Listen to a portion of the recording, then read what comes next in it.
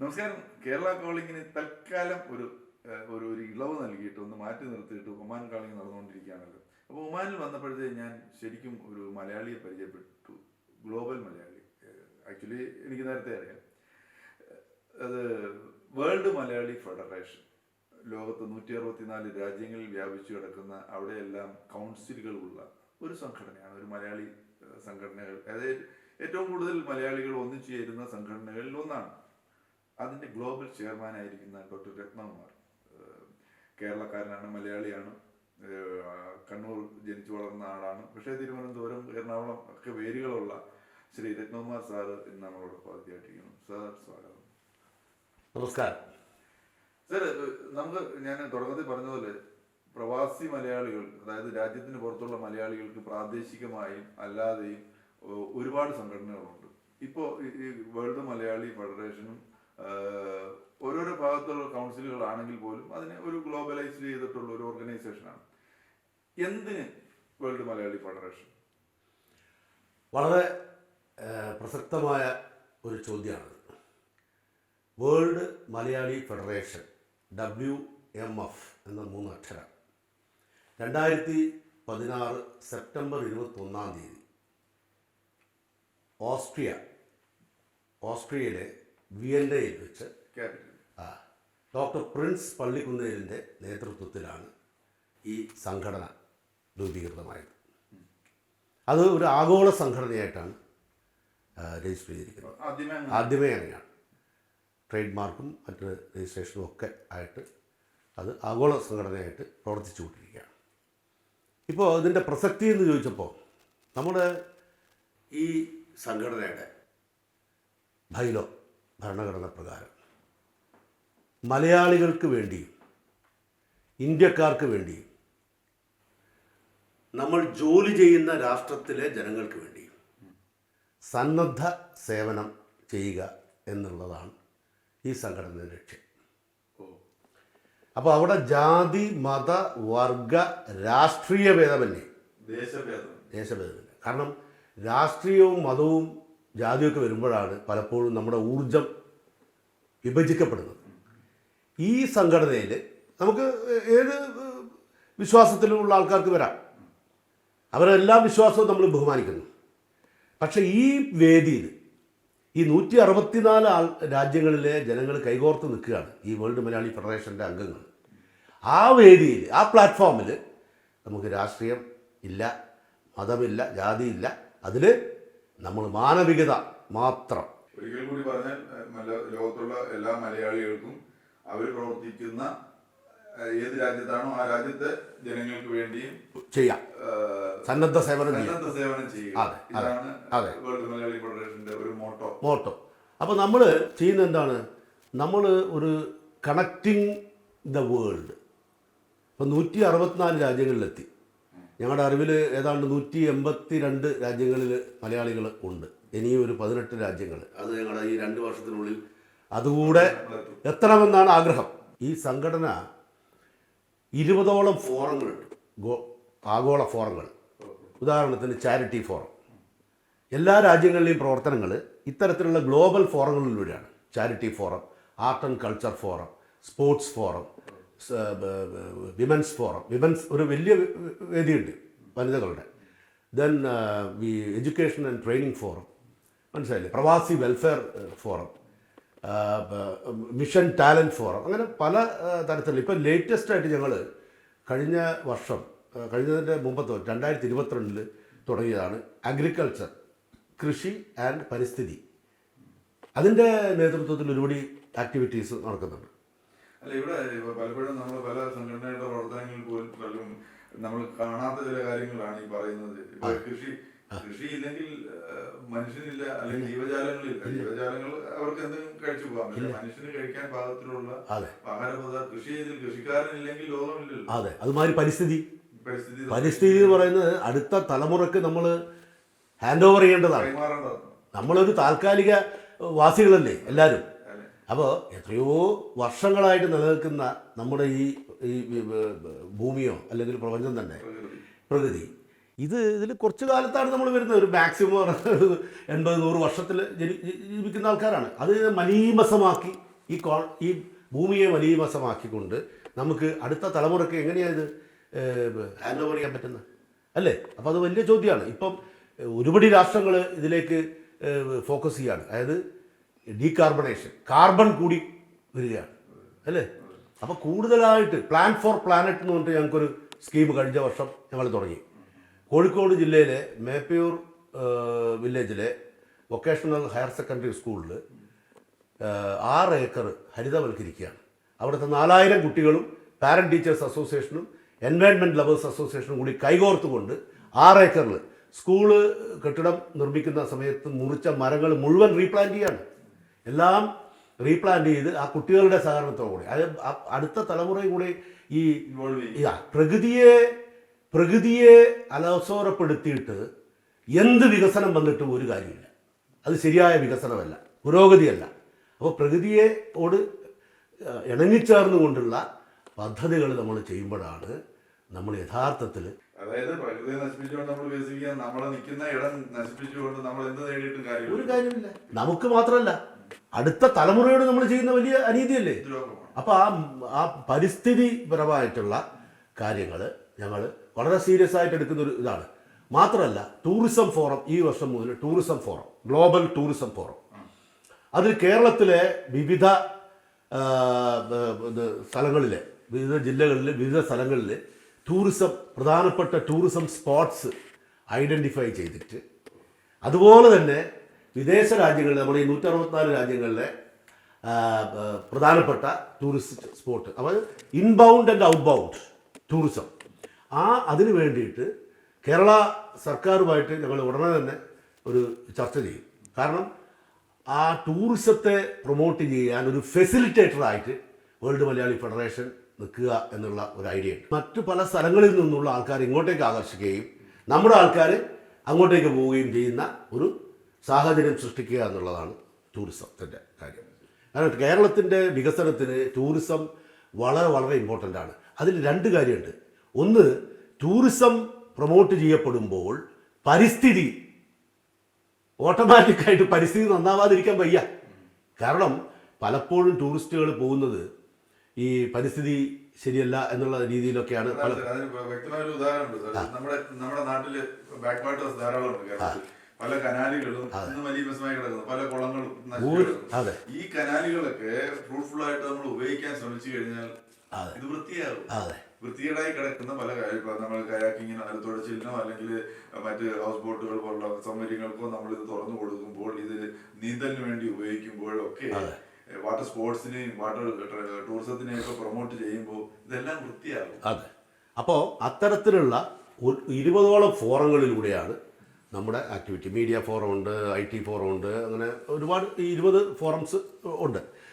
അപ്പോൾ ഇതിൽ ഇപ്പം നേരത്തെ ആദ്യം ചോദിച്ച ചോദ്യത്തിൻ്റെ ഒരു ഉത്തരം കൂടി ഞാൻ പറയാം. എന്താണ് പ്രസക്തി എന്നുള്ളത്.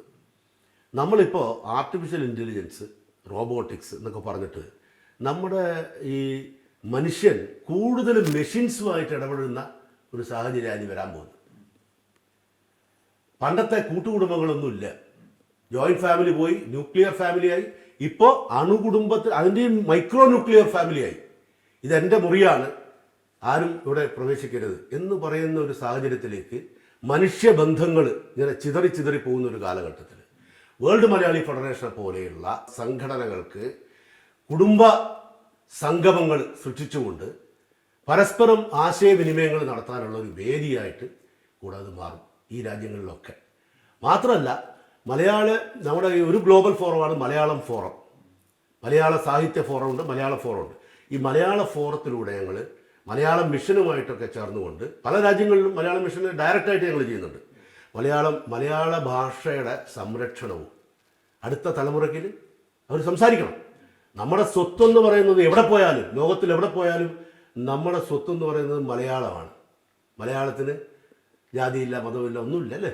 മലയാളമാണ്, കേരളീയനാണ് നമ്മൾ. കേരളം, അമ്മ മലയാളം. ആ മലയാളത്തിനെ സംരക്ഷിക്കാനും മലയാള ഭാഷ പരിപോഷണം വിവിധ, അതായത് സാഹിത്യ സാംസ്കാരിക സദസ്സുകൾ നടത്തിക്കൊണ്ട് നമ്മൾ അതിനുള്ള അവസരങ്ങൾ നമ്മുടെ പ്രവാസികളുടായിട്ടുള്ള വിവിധ രാഷ്ട്രങ്ങളിൽ, പ്രത്യേകിച്ച് ഞങ്ങളിപ്പോൾ ആഫ്രിക്കയിലൊക്കെ 42 രാജ്യങ്ങളിൽ ഞങ്ങളുണ്ട്. അപ്പോൾ ഈ രാജ്യങ്ങളിലൊക്കെ അവരൊക്കെ നമ്മൾ കേരളത്തിൻ്റെ ജീവിക്കുന്ന സമയത്തുള്ളാവുന്ന ഒരു ഒരു ഒരു സൗകര്യങ്ങൾ അവർക്കില്ലല്ലോ. അപ്പോൾ അവിടെയൊക്കെ മലയാളത്തെ കൂടുതൽ ശക്തിപ്പെടുത്താനുള്ള പ്രവർത്തനങ്ങളും ഈ വേൾഡ് മലയാളി ഫെഡറേഷൻ നടത്തുന്നുണ്ട്. ഇടയ്ക്ക് ചോദിക്കട്ടെ, പൊതുവെ ഇത്തരം സംഘടനകൾ വരുമ്പോൾ പലപ്പോഴും ഈ സമൂഹത്തിന്റെ മേൽ ഘടകത്തിലുള്ള അല്ലെങ്കിൽ പിന്നെ സമ്പന്നതയിലുള്ള ആളുകൾക്ക് വേണ്ടി ഒരു കൂട്ടം ആളുകൾ ചേർന്ന് തയ്യാറാക്കുന്ന ഒരു കൂടിച്ചേരുന്ന ഒരു കൂട്ടായ്മയായിട്ടാണ് പലപ്പോഴും ഇത്തരം സംഘടനകളെ മറ്റുള്ളവർ നോക്കി കാണുന്നത്. കാരണം പലപ്പോഴും ഉണ്ട് അവിടെ ഒരു ലേബറായിട്ട് നിൽക്കുന്ന ഒരാള് ഒരിക്കലും ഇതിന്റെ പ്രധാന തലപ്പത്തിലേക്കോ അതിന്റെ ഭരണസമിതിയുടെ കാര്യങ്ങളിലേക്കോ പല സംഘടനകളിലും വരുന്നില്ല.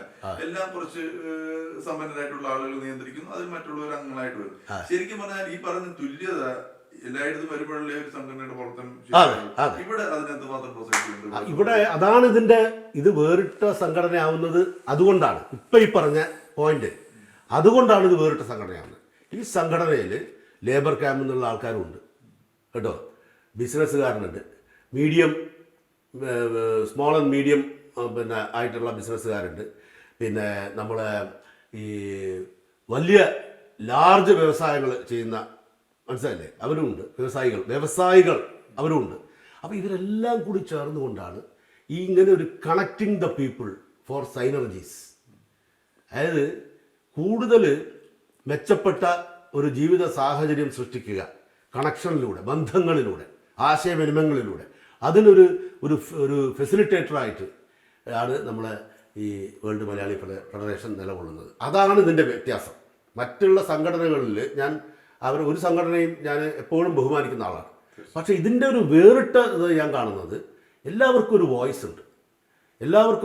നാഷണൽ കൗൺസിൽസ്, ഇപ്പോൾ ഇതിന് ഒരു ഗ്ലോബൽ ക്യാബിനറ്റ് ഉണ്ട്, അത് കഴിഞ്ഞാൽ ഒരു ഗ്ലോബൽ എക്സിക്യൂട്ടീവ് കൗൺസിൽ ഉണ്ട്, പിന്നെ എല്ലാ റീജിയൻസിലും 6 റീജിയൻസിലും റീജിയണൽ കൗൺസിലുണ്ട്, അതിൻ്റെ താഴെ ഓരോ രാജ്യത്തെ നാഷണൽ കൗൺസിൽസ്, അത് കഴിഞ്ഞാൽ സ്റ്റേറ്റ് കൗൺസിൽസ്. ഇപ്പോൾ കേരളത്തിൽ സ്റ്റേറ്റ് കൗൺസിലാണ്, ഇന്ത്യ നാഷണൽ കൗൺസിൽ, കേരളത്തിൽ സ്റ്റേറ്റ് കൗൺസിൽ, അത് കഴിഞ്ഞ് കേരളത്തിലെ ഓരോ ജില്ലയിലും തിരുവനന്തപുരം മുതൽ കണ്ണൂർ, കാസർഗോഡ് വരെ ഡിസ്ട്രിക്ട് കൗൺസിലുകളുണ്ട്. നമ്മൾ നോർക്ക രജിസ്റ്റേർഡ് ഓർഗനൈസേഷനാണ്. കാരണം നോർക്ക ചിലപ്പം ഞങ്ങളോട് വിളിക്കാറുണ്ട്, കാരണം ആ ചില രാജ്യങ്ങളിൽ അവരില്ല. അപ്പോൾ അവർ പറയും ഇത് അവിടെ ആരാണ് എന്താണ്. അപ്പോൾ നമ്മൾ അതിനൊരു ഫെസിലിറ്റേറ്റിംഗ് ഇതാണ് ചെയ്തത്. പിന്നെ ഉക്രൈനിലെ ഇപ്പോൾ ഉക്രൈനിലെ ഒരു ഇത് വന്നപ്പോൾ നമ്മളെ മലയാളി കുട്ടികൾ ഒരുപാട് വന്നില്ലേ, പലായനം ചെയ്യണമെന്നില്ലേ, അതിൽ ഞങ്ങളെ ഉക്രൈൻ കൗൺസിലും പോളണ്ട് കൗൺസിലും റൊമാനിയ, പിന്നെ സ്ലോവാക്യ, മറ്റേ മോൾഡോവ, ഹംഗറി, ഇത്രയും കൗൺസിൽസ് ചേർന്ന് അവിടെ ഒരു ഹെൽപ്പ് ഡെസ്ക് ഉണ്ടാക്കി. ഇപ്പോൾ ഈ അടുത്ത് നമ്മുടെ വിദേശകാര്യമന്ത്രി മിസ്റ്റർ മുരളീധരൻ അദ്ദേഹം ഒരു ഓൺലൈനിലൊരു വീഡിയോ അദ്ദേഹം ഒരു സന്ദേശം കൊടുത്തിരുന്നു. അതിൽ ആഫ്രിക്കയിലെ നമ്മുടെ വേൾഡ് മലയാളി ഫെഡറേഷൻ്റെ പ്രവർത്തനങ്ങളെ പുള്ളി മുക്ത കണ്ട് പ്രശംസിക്കുകയായിരുന്നു.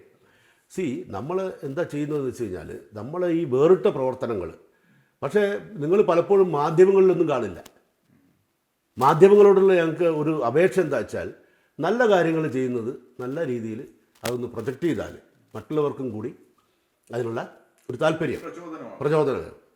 ഇപ്പോൾ അതുകൊണ്ട് ഈ പറഞ്ഞ എല്ലാ കാര്യങ്ങളും ഇപ്പോൾ ഒരു ആഗോള ബിസിനസ് മീറ്റിംഗ് നടത്തി ഞങ്ങൾ ഈ ബാങ്കോക്ക്. ഞങ്ങൾ 4ാമത്തെ ദ്വിവത്സര 2 വർഷം കൂടുമ്പോഴാണ് ഒരു കൺവെൻഷൻ ഉണ്ടാകുന്നത്. അതിൽ ഇപ്പോൾ ഈ നമ്മൾ ബാങ്കോക്കിലായിരുന്നു ഇപ്പോൾ ലേറ്റസ്റ്റ് ഈ കഴിഞ്ഞ 27-28 ആ കൺവെൻഷനിൽ ഞങ്ങൾ സൂര്യ കൃഷ്ണമൂർത്തി, നമ്മുടെയൊക്കെ പ്രധാനപ്പെട്ട ഏറ്റവും വലിയ നമ്മളെല്ലാം ആരാധിക്കുന്ന ശ്രീ സൂര്യ കൃഷ്ണമൂർത്തി, 40 വർഷമാണ് അദ്ദേഹത്തിൻ്റെ കോൺട്രിബ്യൂഷൻ ഈ കലാ സംസ്കാര രംഗത്ത്. അദ്ദേഹത്തെ ഞങ്ങൾ വിശ്വകലാശ്രീ എന്ന പട്ടം നൽകിക്കൊണ്ട് അവിടെ ആദരിച്ചു. അതുപോലെ തന്നെ നമ്മൾ ഇസാഫ് ബാങ്കിൻ്റെ MD and CEO founder Shri Paul തോമസിനെ ഐക്കൺ ഓഫ് സസ്റ്റൈനബിലിറ്റി, സുസ്ഥിരതയ്ക്കുള്ള അംഗീകാരമായിട്ട് കൊടുത്തു. അതുമാതിരി നമ്മുടെ മലബാർ TMTയുടെ കമ്പനിയുടെ പിന്നെ MD മിസ്റ്റർ ഉമ്മർ KP പട്ടാമ്പിക്ക, അദ്ദേഹത്തിനെ ഞങ്ങൾ ഐക്കൺ ഓഫ് ഫിലാന്ത്രോപ്പി, അയാൾ ഒരുപടി ഫിലാന്ത്രോപ്പിക്ക് ആക്ടിവിറ്റീസ് ചെയ്യുന്നുണ്ട്, പലർക്കും അത് അറിയില്ല. അപ്പോൾ അദ്ദേഹത്തിന് അത് കൊടുത്തു. അങ്ങനെ ഈ സമൂഹത്തിൽ നല്ല നിർണായകമായ സംഭാവനകൾ ചെയ്യുന്നവരെ അംഗീകരിക്കുക മലയാളികളെ. അവിടെ അങ്ങനെ പറയുമ്പോൾ ആ കൂട്ടത്തില് സമൂഹത്തിന് നിർണായകമായ സംഭാവനകൾ നൽകുന്നവരാണ് നല്ല കർഷകരും നല്ല അധ്യാപകരും നല്ല ഡോക്ടേഴ്സും ഒക്കെ. അപ്പൊ അവരെ കൂടെ ഇത്തരം സ്ത്രീ പരിഗണനകൾക്ക് പരിഗണിക്കാൻ വളരെ നല്ല സജഷനാണ്. ഞങ്ങളത് അടുത്ത കൺവെൻഷൻ മുതൽ അതും ആലോചിക്കുന്നുണ്ട്. കാരണം ഈ വർഷം 2 ദിവസം പോരാതെ വന്നു. കാരണം അത്രയും ചർച്ചകൾ, ക്രിയാത്മകമായ ചർച്ചകളായിരുന്നു. അപ്പോൾ അത് 3 ദിവസമാക്കി മാറ്റാൻ തീരുമാനിച്ചിട്ടുണ്ട്, 3 ദിവസത്തെ കൺവെൻഷൻ.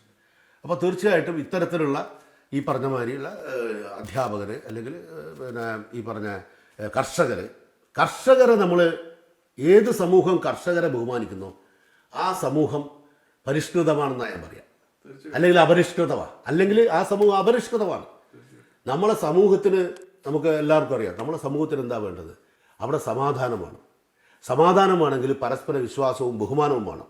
ഏത് മതമായാലും ഏത് ജാതിയായാലും രാഷ്ട്രീയമായാലും പരസ്പരം വിശ്വസിക്കുക, ബഹുമാനിക്കുക.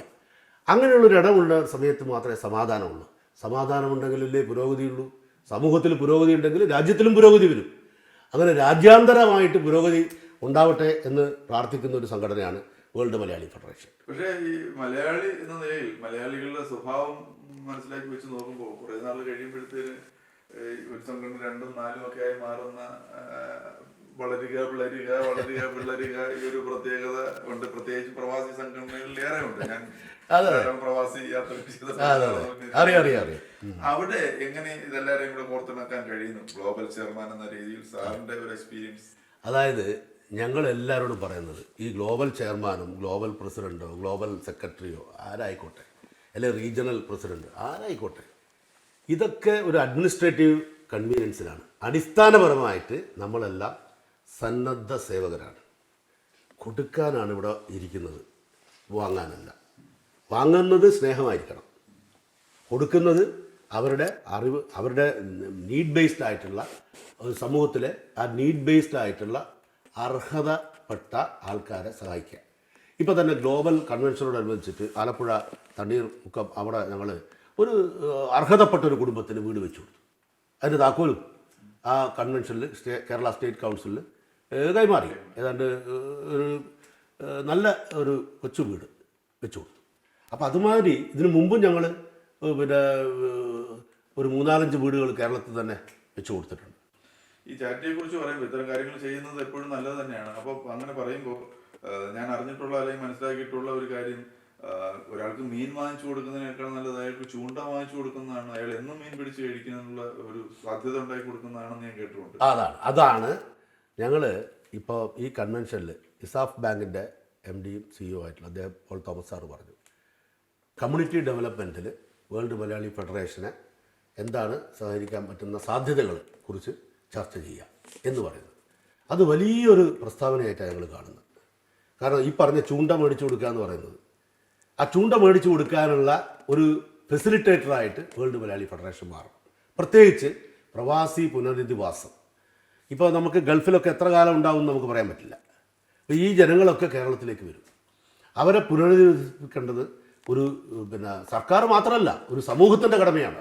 അപ്പോൾ അതിൽ നമ്മൾ എങ്ങനെ അത് ചെയ്യാൻ പറ്റും, അത് ഈ നോർക്കയായിട്ടും ഒക്കെ ചർച്ച ചെയ്തുകൊണ്ട് ഇത്തരത്തിലുള്ള ഏജൻസികളെ എല്ലാം, അതായത് ഇപ്പോൾ ഞാൻ പറഞ്ഞില്ലേ ഇസാഫ് ബാങ്ക്, അതുമാതിരിയുള്ള നാഷണലൈസ് ബാങ്ക്, സഹകരണ ബാങ്കുകൾ, ഒരുപാട് കാര്യങ്ങൾ നമുക്ക് ഈ കോർഡിനേറ്റ് ചെയ്യാൻ പറ്റും, ഏകോപിപ്പിക്കാൻ പറ്റും. ആ ഏകോപനം കൊണ്ട് നമ്മുടെ സമൂഹത്തിലുള്ള നമ്മുടെ പ്രവാസികൾക്ക് ആ ഗുണം കിട്ടണം. അപ്പോൾ തിരിച്ചു പോകുമ്പോൾ അവർക്ക് നല്ലൊരു ബിസിനസ് ഒരു പ്രോജക്റ്റ്, അതിനുള്ള അഡ്വൈസ് അല്ലെങ്കിൽ അതിനുള്ള പിന്നെ സാമ്പത്തിക സഹായം, അവരുടെ കയ്യിൽ ഇപ്പോൾ കുറച്ച് കാശുണ്ട്, ആ കാശ് ഈ പ്രോജക്റ്റിന് എന്ത് ചെയ്യാൻ പറ്റും. അങ്ങനെ ഈ പറഞ്ഞ പല രാജ്യത്തെ ജനങ്ങളിൽ പല രാജ്യത്തെ ബിസിനസ്സുകാർ, ഇപ്പോൾ ഞാൻ പറഞ്ഞില്ല ഒരു ബിസിനസ് ഫോറം ഉണ്ട്. എവറി 6 months ആ ബിസിനസ് ഫോറം ഓരോ രാജ്യത്ത് ഇത് ചെയ്യും, ഒത്തുകൂടും. അപ്പോൾ ആ ബിസിനസ് ഫോറം എന്താ ചെയ്യുന്നതെന്ന് വെച്ചാൽ അവിടുത്തെ ആ മറ്റു രാജ്യങ്ങളിലുള്ള സാധ്യതകൾ എന്താണ്. അപ്പോൾ ഇവിടുത്തെ ഒരു പ്രവാസി ചിലപ്പോൾ ആഫ്രിക്കയിൽ പോകുമായിരിക്കും, അല്ലെങ്കിൽ അമേരിക്കയിൽ പോകുമായിരിക്കും, അല്ലെങ്കിൽ കാനഡയിൽ പോകും. അവിടെയെല്ലാം ഞങ്ങളുടെ കൗൺസിലുണ്ട്. ഓസ്ട്രേലിയ, ഓഷ്യാന, ന്യൂസിലാൻഡിലെ ഞങ്ങൾക്കുണ്ട്. അങ്ങനെ എല്ലാ രാജ്യങ്ങളിലെ സാധ്യതകൾ മനസ്സിലാക്കിക്കൊണ്ട് അവരെ എങ്ങനെ സഹായിക്കാൻ പറ്റും. അവർക്കൊരു ഹെൽപ്പ് ഡെസ്ക്, ഞങ്ങൾക്കൊരു ഗ്ലോബൽ ഹെൽപ്പ് ഡെസ്ക് വേറെയുണ്ട്. അതിൻ്റെ അകത്ത് ഒരു ഒരു പിന്നെ ഒരു സഹായത്തിൻ്റെ അഭ്യർത്ഥന വന്നാൽ പെട്ടെന്നാണ് കണക്ഷൻ വരുന്നത്. ഇപ്പോൾ കുട്ടികൾ, നമ്മുടെ കേരളത്തിലെ കുട്ടികൾ മുഴുവൻ മൈഗ്രേഷൻ. അതിനെക്കുറിച്ച് ഞാനൊന്ന് ചോദിക്കണമെന്നുണ്ടായിരുന്നു. പുതിയ തലമുറകളിൽ കാനഡ, ഓസ്ട്രേലിയ പോലുള്ളവരിലേക്ക് പോകാനാണ് ആഗ്രഹിക്കുന്നത്. ഇപ്പൊ പഠിക്കുന്ന കുട്ടികൾ പോലും പറയുന്നത് ഇത് കഴിയുമ്പോൾ എനിക്ക് വിട്ടു പോകണം. അതെ, അവരവിടെ എന്തോ സ്വപ്നം കാണുന്നുണ്ട്. അക്കരെ പച്ചയാണോ അവരുടെ ഉള്ളിലുള്ളതെന്ന് അറിയില്ല. ആ ഒരു പോക്കിനെ, ഒരു ഇവിടെ നിന്നുള്ള മൈഗ്രേഷനെ എങ്ങനെയാണ് വേൾഡ് മലയാളി ഫെഡറേഷൻ നോക്കി കാണുന്നത്? അതിനെന്തെങ്കിലും ദൂഷ്യവശങ്ങൾ കാണുന്നുണ്ടോ, അല്ലെങ്കിൽ അതിനെ തടയാൻ എന്തെങ്കിലും മാർഗമുണ്ടോ, അതല്ല അത് പോസിറ്റീവ് നല്ല കാര്യമാണോ? ഇത് 3 തരത്തിൽ നമ്മൾ ചിന്തിക്കണം ഈ കാര്യത്തിൽ. അതായത്, ഒന്ന്, മൈഗ്രേഷൻ ഇസ് എ റിയാലിറ്റി. പ്രത്യേകിച്ച് കേരള, നമ്മുടെ മലയാളികൾ, ഞാൻ പറഞ്ഞില്ല, ഇപ്പം 164 ഞങ്ങൾ തന്നെ ഉണ്ട്, 152 രാജ്യം. മലയാളികളൊക്കെ ഒരു മൈഗ്രേറ്ററി സ്വഭാവമുണ്ട്, അങ്ങനെ ഒതുങ്ങി നിൽക്കില്ല. കാരണം നമ്മുടെ രാജ്യം, നമ്മുടെ സംസ്ഥാനം വളരെ കൊച്ചു സംസ്ഥാനമാണ്. പെർ ക്യാപിറ്റൽ ലാൻഡ് അവൈലബിലിറ്റി നോക്കുകയാണെങ്കിൽ എത്രയുണ്ട്? ഒരു 5 സെൻറ്റ് 4 സെൻറ്റ് ലാൻഡ് ഇല്ലാത്ത ആൾക്കാർ അല്ലേ? അപ്പോൾ അങ്ങനെയുള്ളൊരു സാഹചര്യത്തിൽ അവർ പുതിയ ബേച്ചിൽ നമുക്ക് തടയാൻ പറ്റില്ല. അല്ലെങ്കിൽ നമ്മൾക്ക് ഇവിടെ അതിന് ഉപരിയായിട്ടുള്ള ഒരു സാഹചര്യം സൃഷ്ടിക്കുക. എന്നാൽ പോലും അടുത്ത സ്ഥലത്ത് എന്താണെന്ന് നോക്കാനുള്ള ഒരു മാനുഷികമായിട്ടുള്ള ഒരു ക്യൂരിയോസിറ്റി, ഒരു ജിജ്ഞാസ, അതൊന്നും തടയാൻ പറ്റില്ല. അപ്പോൾ അത് ഒരു റിയാലിറ്റിയാണ്. അപ്പോൾ അത് കുറയ്ക്കാൻ വേണ്ടിയിട്ട് നമുക്ക് എന്തെങ്കിലും ശ്രമിക്കുക എന്നല്ലാതെ നമ്മുടെ നാട്ടിൽ തന്നെ റീറ്റെയിൻ ചെയ്യാൻ പറ്റുന്ന ഒരു സ്ട്രാറ്റജി ഉണ്ടെന്ന് നല്ലതാണ്. ഇത്തവണ ഞങ്ങളെ ബാങ്കോക്ക് കൺവെൻഷനിൽ ഡോക്ടർ മുരളി തുമ്മാർ കൂടി ഒരു വലിയ സെഷൻ എടുത്തു. ആ കുട്ടികൾ നേരിടുന്ന പ്രശ്നങ്ങളും അതിൻ്റെ പരിഹാരങ്ങളും ഒക്കെ. അത് വളരെ വിജ്ഞാനപ്രദമായിട്ടുള്ള ഒരു സെഷനായിരുന്നു. കേരളത്തിനകത്തുള്ള മലയാളി സമൂഹം അത് നമ്മുടെ പരിധിയിലുള്ളതാണ്. അതെ, അവർ നേരിടുന്ന പ്രശ്നങ്ങൾ എന്തൊക്കെയാണെന്ന് വേൾഡ് മലയാളി ഫെഡറേഷൻ പരിശോധിച്ചിട്ടുണ്ട്. അതായത് വിദൂര ഭാവിയിലേക്കുള്ള പ്രവർത്തനങ്ങളിൽ നമ്മളുടെ പോക്ക് വഴിതെറ്റിയാണോ, നമ്മൾ എവിടെയെങ്കിലും പിഴച്ചിട്ടുണ്ടോ, അതോ നേരായ ദിശയിലാണോ, എന്താണ് സാർ നിങ്ങൾ വേൾഡ് മലയാളി ഫെഡറേഷൻ? കേരളത്തിലെ ഈ യുവജനതയുടെ പ്രശ്നങ്ങൾ നമുക്കറിയാമല്ലോ. മയക്കുമരുന്നിൻ്റെ ഒരു പ്രശ്നം അതിരൂക്ഷമായിട്ട് നമ്മുടെ മുമ്പിലുണ്ട്. അപ്പോൾ അതിന് ഇപ്പം ഞങ്ങൾ സന്നദ്ധ സേവനം സാമൂഹ്യക്ഷേമത്തിന്, വോളണ്ടിയറിങ് ഫോർ സോഷ്യൽ വെൽഫെയർ, അതാണ് ഞങ്ങളുടെ ഈ 2 വർഷത്തെ മുദ്രാവാക്യം. അപ്പോൾ ഓരോ രാജ്യത്തും റെലവൻ്റ് ആയിട്ടുള്ള പ്രശ്നങ്ങൾ, ടോപ്പിക്കുകൾ എടുക്കുക. അത് ചിലപ്പം എൻവയൺമെൻ്റ് ആയിരിക്കാം, ചിലപ്പോൾ മയക്കുമരുന്നായിരിക്കാം, ഓരോ രാജ്യത്തിൻ്റെ പ്രത്യേകതകളനുസരിച്ച്. ഇപ്പോൾ കേരളത്തിൽ ഇതൊരു നല്ല ഈ രംഗത്തേക്ക് പല സംഘടനകളും ഈ രംഗത്തേക്ക് കിടന്ന് ക്യാമ്പയിനും അതൊക്കെ ചെയ്യുന്നുണ്ട്. പക്ഷെ അതൊന്നും ഒരു ഇഫക്റ്റീവായിട്ട് പോകുന്നുണ്ടോ എന്നുള്ളത് ഒരു സംശയമാണ്. അപ്പോൾ കുറേയും കൂടി മീനിങ് ഫുള്ളായിട്ട് എങ്ങനെ ചെയ്യാൻ പറ്റും എന്നുള്ളത് ബന്ധപ്പെട്ട ഏജൻസികളായിട്ടും സർക്കാരായിട്ടൊക്കെ ഒന്ന് ചർച്ച ചെയ്ത് ഞങ്ങൾക്ക് എന്ത് ചെയ്യാൻ പറ്റും അത് അതിനെപ്പറ്റി പഠിക്കുന്നുണ്ട്. നോർക്ക വഴി ഇപ്പോൾ ഒരുപാട് കാര്യങ്ങൾ നോർക്ക ചെയ്യുന്നുണ്ട്. അതുപോലെ തന്നെ നമുക്ക് നോർക്കയെ സഹായിക്കാനും ആ രീതിയിൽ, അതായത് ഇൻഫർമേഷൻസ് പാസ് ഓൺ ചെയ്യാൻ പറ്റും. അവർക്ക് നെറ്റ്വർക്ക് ഉണ്ടാക്കി കൊടുക്കുക. അതാണ്. അപ്പോൾ അതാണ് ഏറ്റവും വലിയ ഈ സംഘടനയുടെ ഏറ്റവും വലിയ സ്ട്രെങ്ത്. എന്താ വെച്ചാൽ ഈ ഇൻഫർമേഷൻ കമ്മ്യൂണിക്കേഷൻ, ആശയവിനിമയം നടത്താൻ ഏറ്റവും ബെസ്റ്റായിട്ട് നിങ്ങൾക്ക് നിങ്ങളുടെ ഒരു റിലയബിൾ പാർട്ട്ണറായിട്ട് നിങ്ങൾക്ക് കാണാം വേൾഡ് മലയാളി ഫെഡറേഷൻ. അപ്പോൾ ഇനി വരുന്ന 2 കൊല്ലത്തേക്ക് ഉള്ള പ്രവർത്തനങ്ങളിലൂടെ ഒരു വേറിട്ട സംഘടന എന്ന് മലയാള സമൂഹം ആഗോളതലത്തിൽ അടയാളപ്പെടുത്തുന്ന ഒരു സംഘടനയായിട്ട് ഇത് മാറും. അപ്പോൾ കേരളത്തിൽ അടുത്ത ഒരു കൺവെൻഷൻ നടക്കുകയാണെങ്കിൽ, ഒരു 3 ദിവസത്തെ കൺവെൻഷൻ 2026 ജനുവരിയിലാണ് ഈ കൺവെൻഷൻ വരിക. അതെ. അപ്പോൾ അതിൽ ആ സമയമാകുമ്പോൾ വളരെ അഭിമാനത്തോടു കൂടി തല ഉയർത്തിക്കൊണ്ട് കേരള ജനതയ്ക്ക് വേണ്ടി ആഗോളതലത്തിൽ ഇന്ന കാര്യങ്ങൾ ഞങ്ങൾ ചെയ്തു എന്ന് പറഞ്ഞുകൊണ്ടായിരിക്കും ആ കൺവെൻഷനിൽ വേൾഡ് മലയാളി ഫെഡറേഷൻ്റെ നേതാക്കളും അംഗങ്ങളും ഒക്കെ പങ്കെടുക്കുക. അതെ, അതങ്ങനെ തന്നെ സംഭവിക്കട്ടെ. വേൾഡ് മലയാളി ഫെഡറേഷന് കേരളത്തിലെ ജനങ്ങൾക്കിടയിൽ നല്ല ഒരു സ്ഥാനം ഉണ്ടാവട്ടെ, അവരുടെ മനസ്സിൽ എല്ലാവരും നെഞ്ചോട് ചേർത്തുന്ന ഒരു പ്രസ്ഥാനമായി മാറട്ടെ എന്ന് ആത്മാർത്ഥം ആഗ്രഹിക്കുകയാണ്. മാത്രമല്ല, ഇതിന്റെ പ്രവർത്തനങ്ങളെ കുറിച്ച് സാറുമായിട്ട് സംസാരിച്ചപ്പോൾ, അല്ലെങ്കിൽ എന്താണ് വേൾഡ് മലയാളി ഫെഡറേഷൻ ഉദ്ദേശിക്കുന്നത് എന്നുള്ളതിനെ കുറിച്ച് സംസാരിച്ചപ്പോൾ, ഇവിടുത്തെ സമൂഹം നേരിടുന്ന പ്രശ്നങ്ങളെ കുറിച്ച് ധാരണയുണ്ട് ഈ പ്രസ്ഥാനത്തിൽ നിന്ന് മനസ്സിലായി. അതെങ്ങനെ ചെയ്യണമെന്നുള്ളൊരു ചിന്തയും ഉള്ളിലുണ്ടെന്ന് മനസ്സിലായി. ആ പ്രവർത്തനങ്ങൾക്കെല്ലാം എല്ലാ ഭാവങ്ങളും നേരുകയാണ്. വളരെ വളരെ സന്തോഷം രഞ്ജിത്തെ. ബാങ്കോക്ക് കൺവെൻഷനിൽ ഞാൻ ഗ്ലോബൽ ചെയർമാനായിട്ട് തിരഞ്ഞെടുക്കപ്പെട്ടതിന് ശേഷം ആദ്യമായിട്ടുള്ള ഒരു അഭിമുഖമാണ് ഇന്ന് നടന്നത്. തീർച്ചയായിട്ടും വേൾഡ് മലയാളി ഫെഡറേഷൻ്റെ നമ്മൾ വിഭാവനം ചെയ്യുന്ന രീതിയിൽ മലയാളികൾക്ക് വേണ്ടി, ഇന്ത്യക്കാർക്ക് വേണ്ടി നമ്മൾ പ്രവാസികൾ ജോലി ചെയ്യുന്ന രാഷ്ട്രത്തിലെ ജനങ്ങൾക്ക് വേണ്ടിയും സന്നദ്ധ സേവനം ചെയ്യാൻ, വളരെ ശക്തമായ സന്നദ്ധ സേവനം ചെയ്യാൻ നമുക്കൊക്കെ കഴിയട്ടെ എന്ന് ഞാനിവിടെ പ്രാർത്ഥിക്കുകയാണ്. അതുപോലെ തന്നെ ശ്രീ രഞ്ജിത്തിനും കേരള കോളിംഗ് ചാനലിനും എല്ലാവിധ ആശംസകളും വേൾഡ് മലയാളി ഫെഡറേഷൻ്റെ സ്നേഹവും അറിയിക്കുകയാണ്. നന്ദി, നമസ്കാരം.